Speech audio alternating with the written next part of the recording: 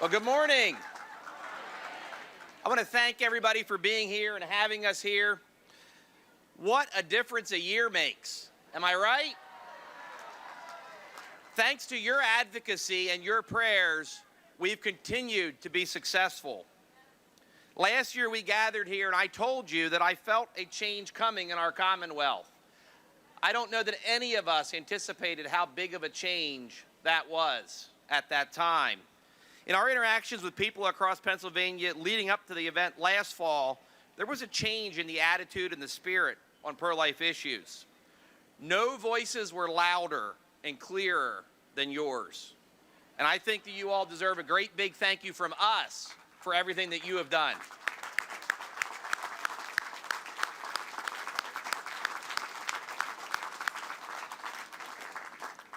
You were asking, what are we doing to save lives? What are we doing to protect the unborn? And what are we doing to drive America forward? Well, as you can see by the crowds here today and the leaders behind me on this stage, we are here to once again answer your call to act.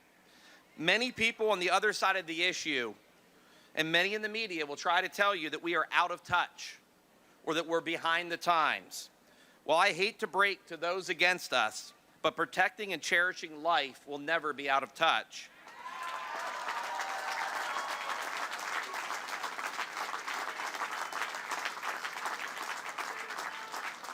And giving every child the chance to live and thrive is never behind our times. And growing a culture in this country that believes the right to life is the most sacred and protected right is never the wrong idea. And let me be clear, the highest court in the land has agreed with us.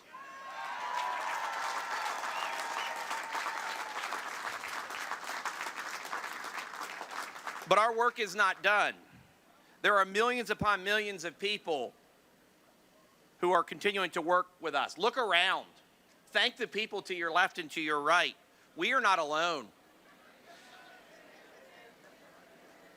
Your leaders in Harrisburg and Washington are with you, and so are your friends and your neighbors. We've come a long way in the last year, in the last few decades, but there's still a long way to go.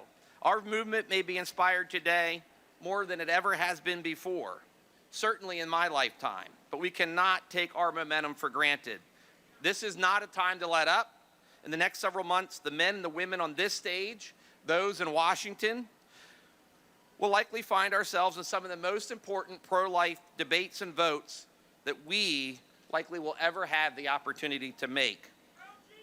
But we cannot make these votes without you, your support, your voices, and your prayers.